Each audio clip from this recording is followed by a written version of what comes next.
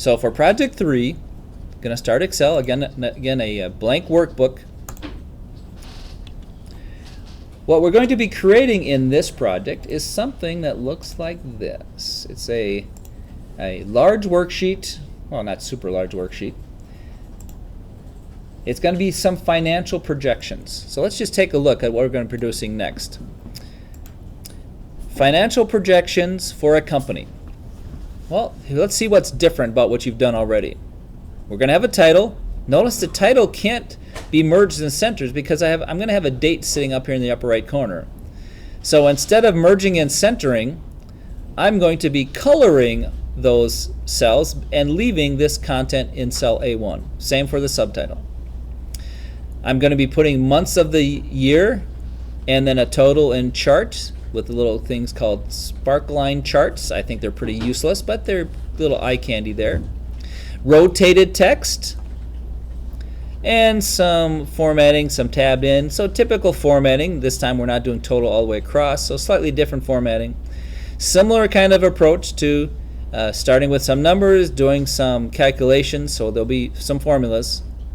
We're going to be calculating percentages, or we're going to be calculating expenses based on some assumptions that are in a separate location in the table. So an important thing we're going to be doing is calculating our numbers for January, and then we're going to be copying them out to the rest of the months rather than retyping all my formulas. And what's different about this one is we'll be making a chart. As I'm going to be working with copying a formula to the other months, I have to formulate my formulas so the margins that affect my expenses, or the assumptions that affect my bonus and salary calculations, are always referred to even though I am copying my formula to the right. And that requires a little concept called absolute referencing.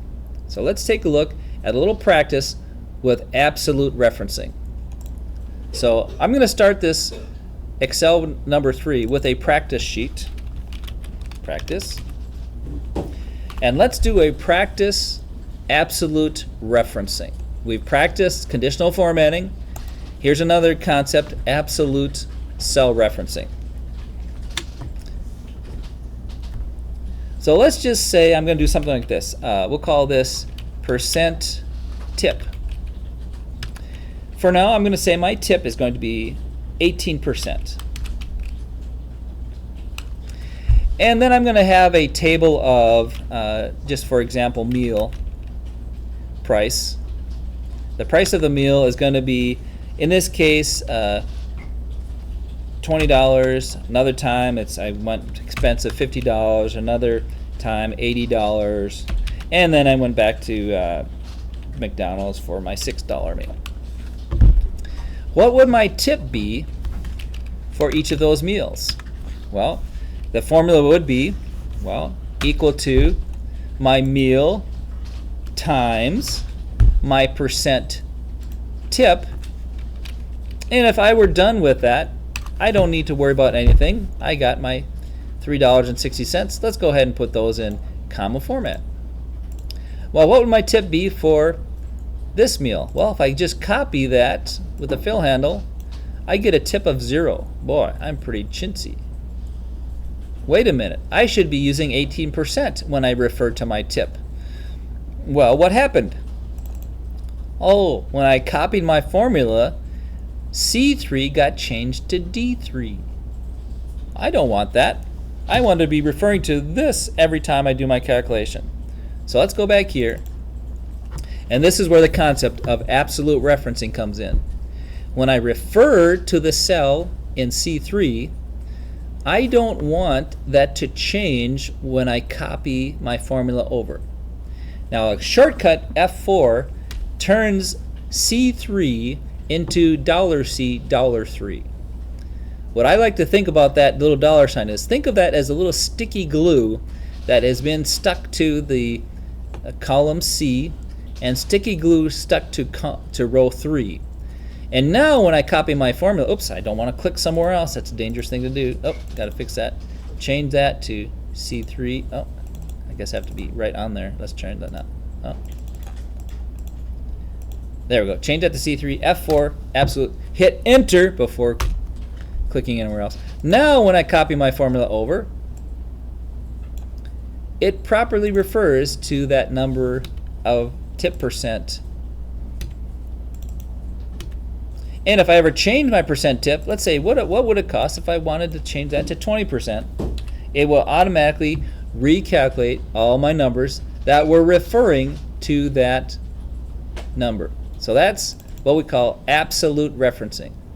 Although I copy my formula, the reference doesn't change.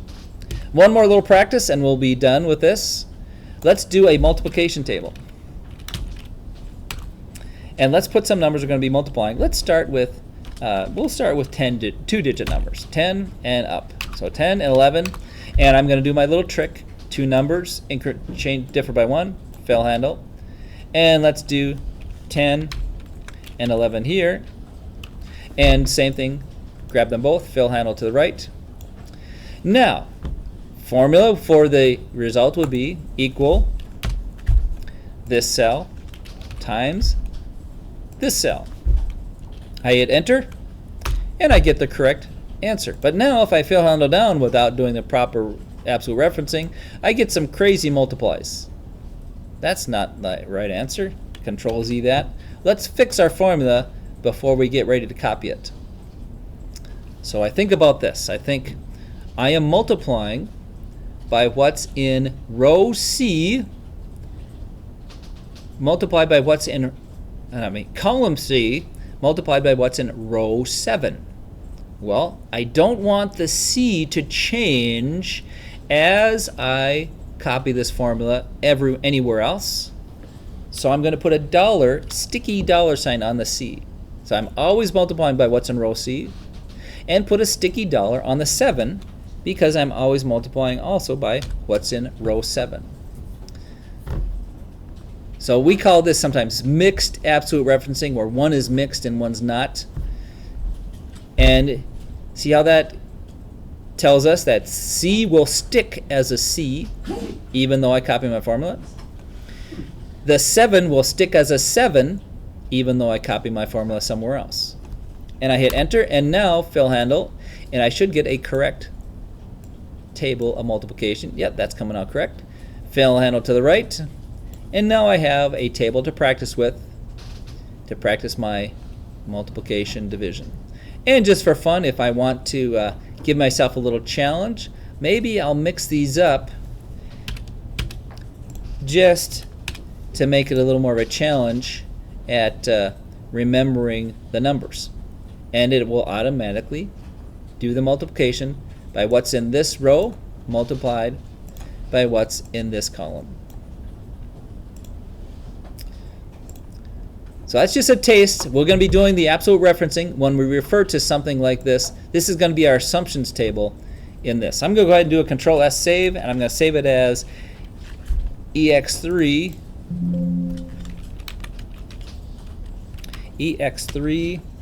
financial projections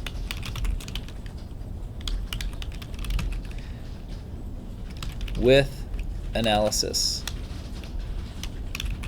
I guess I'll put my name in there, JSmart. We will continue that hopefully by getting a little preview of this concept. We'll when we do it again in the project, that'll help you remember that. Reviewing the more difficult concepts help you prepare you for a wonderful world of Excel. Have a wonderful day.